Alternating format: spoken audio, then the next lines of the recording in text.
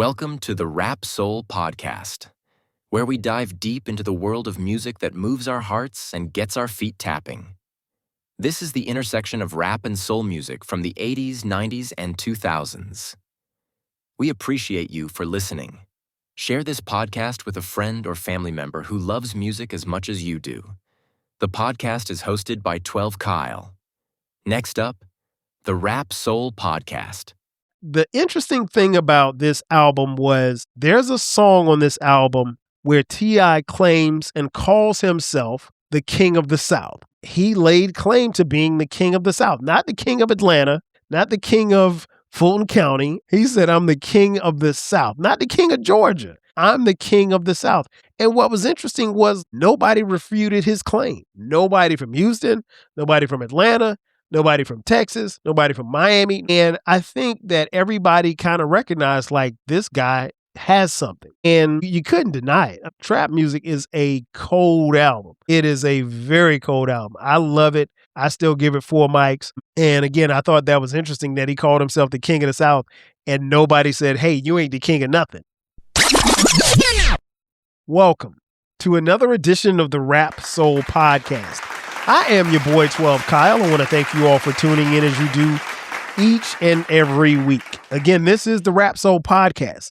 This is the intersection where we have discussions about music and artists from the 80s, the 90s, and the 2000s when it comes to rap, hip hop, soul, and R&B. Simply put, folks, this is the best music podcast that you've never heard until right now. Again, I want to thank you all for tuning in. Shout out to those of you who are watching on YouTube as well as Spotify. Man, check this out. So the other day in one of my group chats, me and a couple of the homies, we were talking about some of the greatest years in hip hop. And somebody mentioned a specific year. And I was like, nah, that year wasn't even close to being one of the greatest years in hip hop. And so the conversation went back and forth. And what it made me think about was, have you ever talked about like, the years that you think are the greatest years in hip hop? And on this podcast, I haven't. And when I looked at the flagship station, the 12 Kyle podcast, there was no mention of those years on any episodes there either. So I was like, you know what? That would be a great idea to bring to this podcast. So what I'm going to do in this calendar year of 2026, we're going to count down starting from 12, because why not start at 12? We're going to start at 12 and we're going to count down to number 1. Now, full disclosure, by the time you see this or hear this episode, it will be February. So I'll drop 2 episodes in the month of February. So that way we'll be on track. And so each month I'm going to count down until we get to December, which is the month which your boy was born. And I will give you the greatest year in hip hop. But so, yeah, that's how it's going to go. So just to kind of give you a little brief synopsis, I'll tell you some of the great albums that came out in these particular years, some of the artists who were up and coming, some of the artists who were on the top of the game. And then, obviously the classic, and I use this in quotations, classic albums that dropped in that particular year. So starting off with number 12, we're going to go with the year 2003. Man, I remember 2003 like it was yesterday. 2003 was very influential and very dope in a lot of ways when it came to hip hop. First, let me tell you about some of the people who had what we would call a breakout year. One of the first people I can think of that had a breakout year and had a really, really dope album was a cat coming out of the Rockefeller camp by the name of Freeway. Freeway dropped his debut solo album, Philadelphia Freeway. Really, really dope album. Really dope album. I thoroughly enjoyed it. I've been a fan of Freeway's, and I was a fan from the first time I heard him on 1-900 Hustler on the Dynasty album with Jay-Z. But Freeway did his thing, and he held his own on that album. Again, it's called Philadelphia Freeway. If you haven't heard it, please check it out. Dope, album from Freeway. And again, it was his first album coming out the gate, and he did not disappoint. So he had a breakout year. Another person who had a breakout year was a guy by the name of Jules Santana, or Juel Santana, however you want to pronounce his name. Santana was an integral part of the Dipset, and the Dipset was a group and a movement, if you will. They had an album that particular year called Diplomatic Immunity, and it was a really good album. Really good album. And I will say this much about Dipset, and I've said this before, like, while I wasn't fans of them or their music, there was a movement, there was a wave when it came to Dipset. And quite frankly, a lot of people were on that movement and that wave, more than you probably would think. And so those fans that got on that train and that wave with Dipset, they rode it with them and still are riding it with them to this day, even though they don't make music as the Dipset anymore. But nonetheless, Juel Santana was a guy who I think had a breakout year that year as well. And then last but not least, as far as breakout years, an up-and-comer, a guy who had dropped his sophomore album, a guy out of the city in which I live, Atlanta, GA, my man T.I. T.I. was definitely a breakout star in 2003. He dropped his second album, the follow-up to the I'm Serious album, and the second album is called Trap Music. Listen, I think one of the things that stood out to me was that I saw T.I. perform, and I didn't know who he was. I think he had just gotten his record deal, but he didn't have any music out. And I was like, this dude can rap. And he was Atlanta all day, West Side all day. I mean, like, the moment that you heard him talk, you knew exactly where he was from. And so I was surprised at how well he rapped, and he could freestyle. I saw him freestyle outside of Club Kaya one night. Shout out to Club Kaya. And he was in a cypher holding his own. I mean, doing his thing off the dome, freestyling. And he could rap. He was one of those rapping ass rappers. And so little did I know that he would become who he became. But I remember the I'm Serious album. I don't think I bought that, but I think when trap music came out, like after the first single, I was like hooked. I think first song I heard was 24s. Once I heard 24s, I bought the album. But yeah, T.I. had a breakout year as well. Now, when you think about 2003, you have to think about, as I mentioned at the top, who was at their apex, who was on top of their game. Well, a few people come to mind. Eminem, for one. Eminem was at the top of his game. Now, Eminem didn't release a album in 2003, but Eminem arguably was the most popular rapper in the world. Eminem obviously had crossover appeal, but Eminem could rap too. Like, it wasn't, I mean, like, I know a lot of people at that particular time wanted to kind of push him to the side. Oh, he's just a white guy that can rap. It was more than that. Eminem had bars. And I mean, like, this is probably when Eminem was at his highest peak, if you will. So Eminem definitely was at his apex during that time. Who else was at their apex? A guy by the name of 50 Cent. 50 Cent was at his apex, and here's the funny thing. His debut album came out in 2003. So imagine being that hot to where your debut album comes out, and that's when your star is shining the brightest. That's when you're at the top of your game. And he was definitely that at that particular time. And I'll get to 50 Cent a little bit more a little later when I talk about the albums. And then last but not least, who else was at the top of the game? None other than Sean Corey Carter, a.k.a. Jay-Z. As many of you know, in 2003, Jay-Z was set to retire from rap. That's right.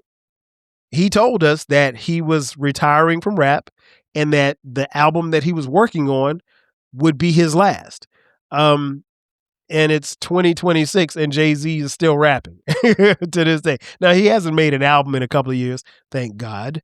And I shouldn't say that. But I mean, his last few albums are terrible. But that's beside the point. The point I'm making is that, and I've said this often, rappers don't retire. Like, you either stop rapping or you just keep going. Like, there's nobody that stopped rap. I mean, like, I'm not talking about the rappers who lost their record deals or whatever like that, but nobody says, hey, I'm going to retire. Too Short was supposed to retire years ago, never retired. He's probably never going to retire. And Too Short's not someone who has to keep making music, and neither does Jay-Z. But the thing about it is that Jay-Z told us in 2003 that he was retiring, and his album called the Black Album would be his swan song. And it didn't happen. Well, the album came, and I'll talk about that in a few, but Jay-Z didn't retire. And, so the moral of the story is, when a rapper tells you that they're going to retire, don't believe them, because they're not. All right, now it's time for a quick commercial. On the other side of the break, I'll tell you about some of the essential must-have albums, and then I'll tell you about some of the classic albums that dropped in 2003.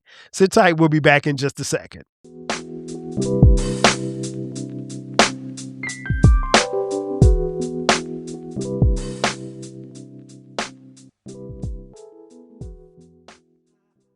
And we are back.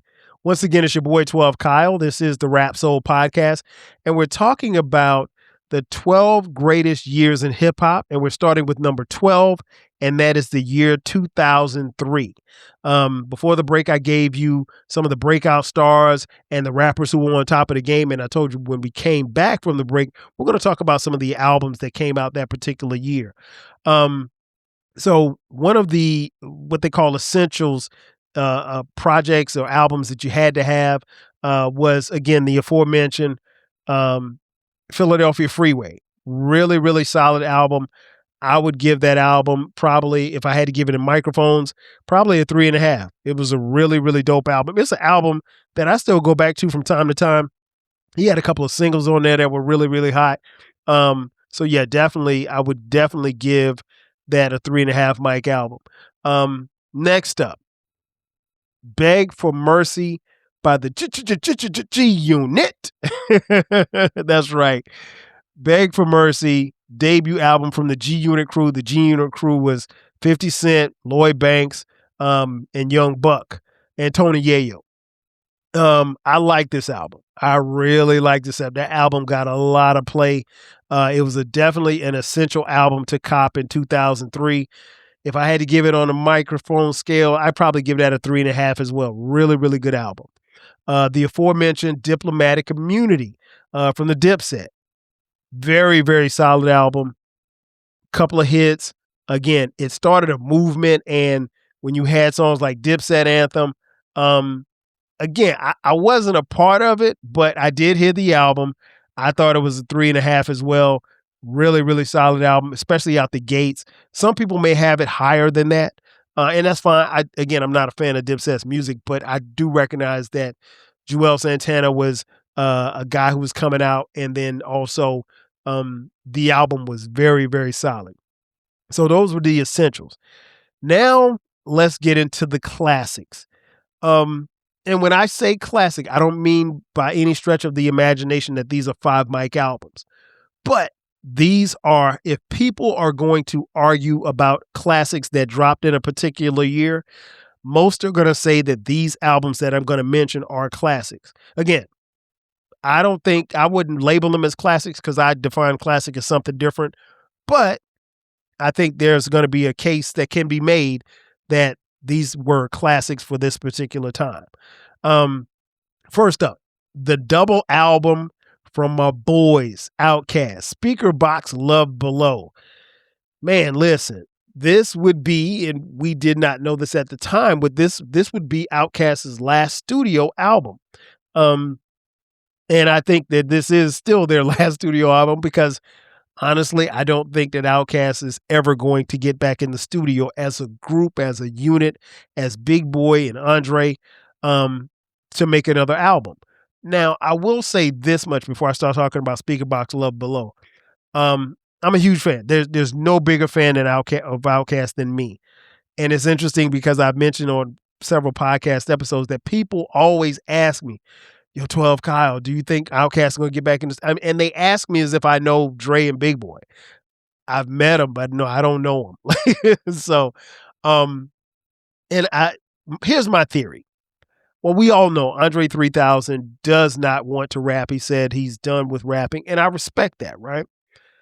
I think that there's a situation where not only Andre doesn't want to rap again, but my personal thought is that I think Outkast still owes their record label at least one more album. I can't prove it. There's no documentation to confirm or deny that claim. But I think that they owe them another studio album. And that is the reason why you will not see Dre and Big Boy on a song. So let's say, I don't know, let's say Killer Mike has an album come out. You might have Dre on a track, you might have Big Boy on a track, but you won't have them on the same track because the minute that Big Boy and Dre appear on a track, they are technically Outkast. And so I think the record label has prevented them from recording together. I think Big Boy, if I'm not mistaken, Big Boy had a song that was produced by Dre on one of his albums, one of his solo albums. And you guys know Dre is, doing the flute thing and, that's cool. I heard the flute album. I mean, it was all right, I guess. It was good for sleep, you know what I mean? But in all seriousness, Big Boy's done his thing with his solo albums.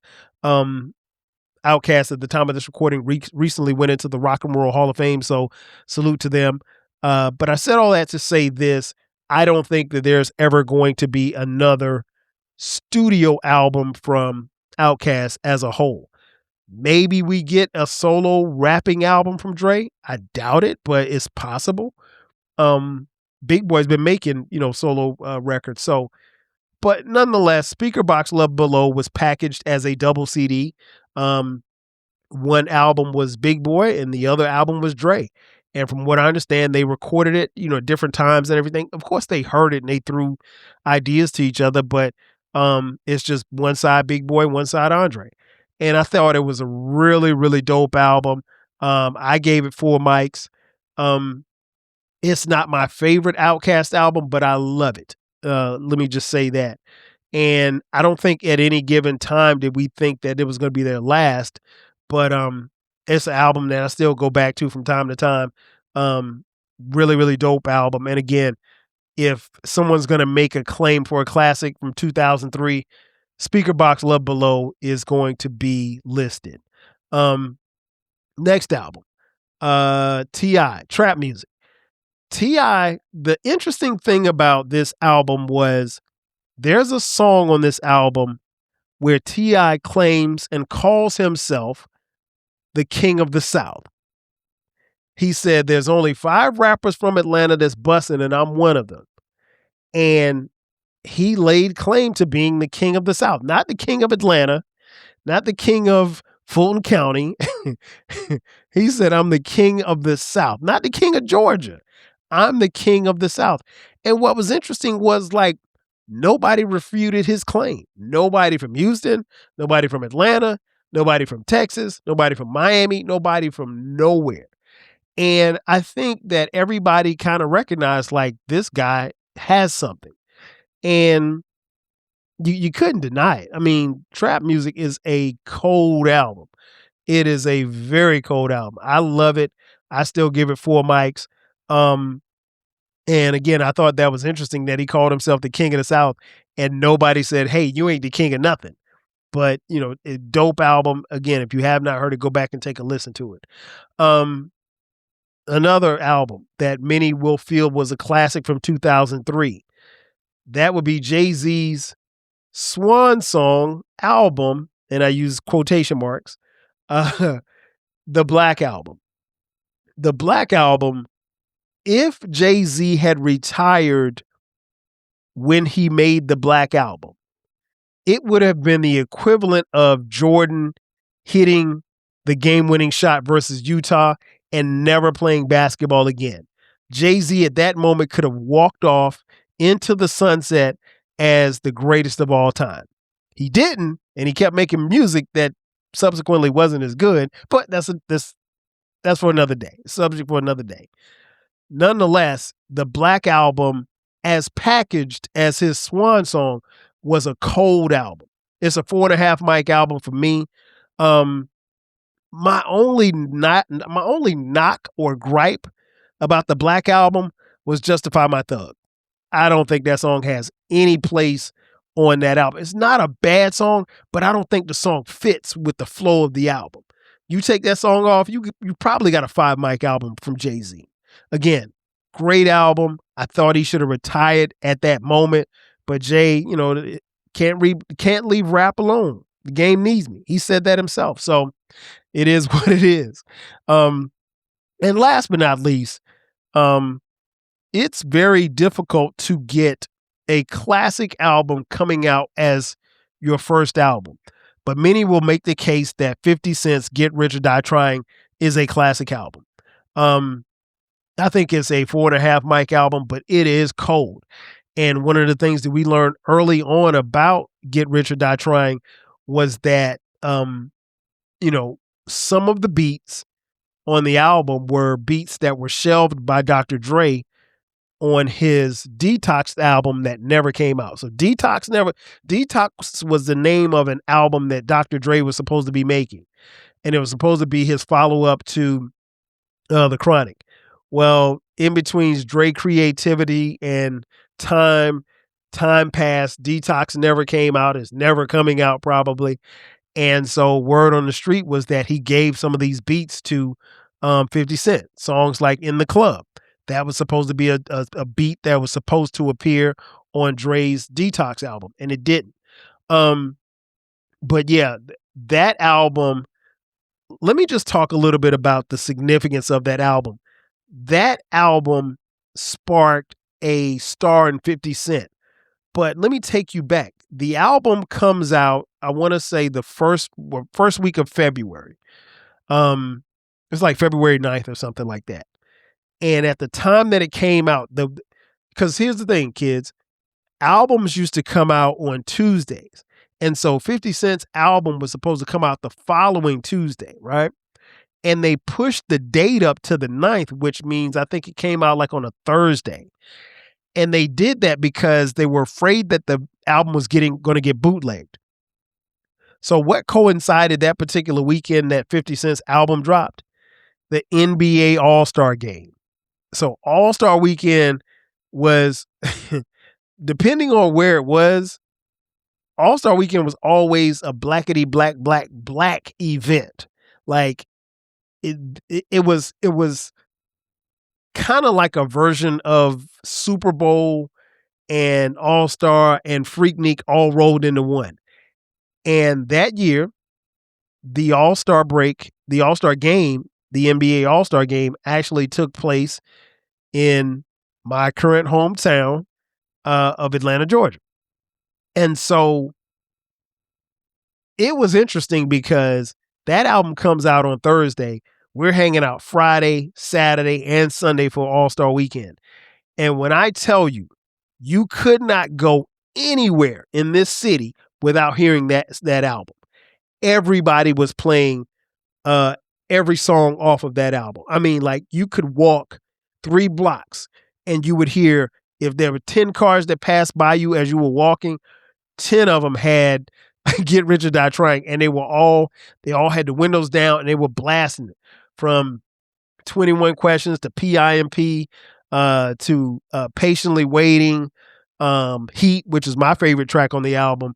And keep in mind, they moved it up as far as the release date so that it wouldn't get bootlegged. And 50 Cent actually ended up selling 872,000 copies of that album from Thursday to Tuesday. Let me say that again. 872,000, the number one album on Billboard, and he sold 800,000 between Thursday and Tuesday. It was crazy. We had never seen, there had not been a buzz for a new artist like that probably since Snoop, when he did Deep Cover and then subsequently came out with Doggy Style. And so, but that was 92, 93, right?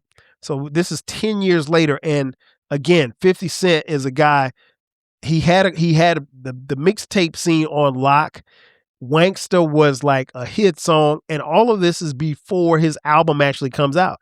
And so I remember listening to Wanksta, and I'm like, okay, is this guy going to be as good as what we saw in these mixtapes? Because the mixtapes were cold. He had some bars on these mixtapes, and his story, it made people intrigued because you heard he got shot 9 times and he lived to tell about it, and he's this gangster guy, whatever like that. And 50 Cent lived up to the hype. He really did. In fact, he exceeded the hype. And I just remember, hearing about him and then hearing about him getting shot. He got dropped by his label and he got picked up again. And Eminem found him, and, the rest is history. And I just remember, like I said, that particular weekend, All-Star Weekend was off the chain.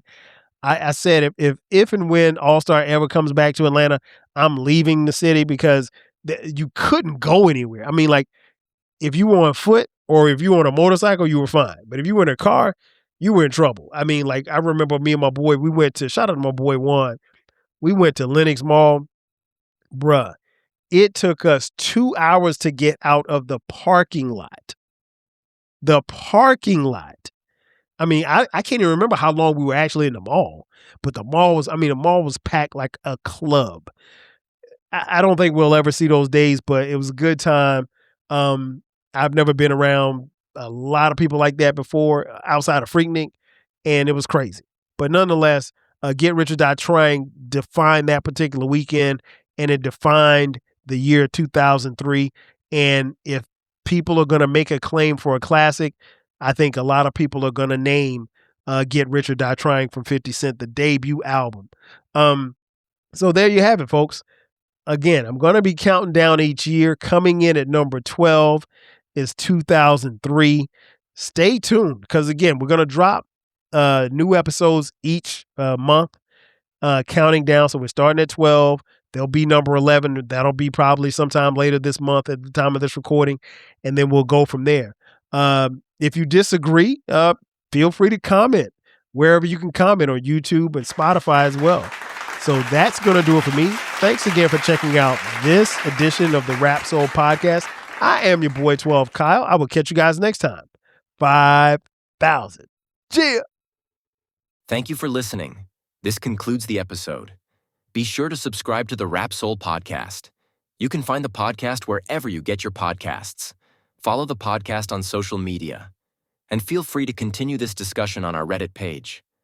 More importantly, share this podcast with a friend or family member who loves music as much as you do. Until next time, 5,000.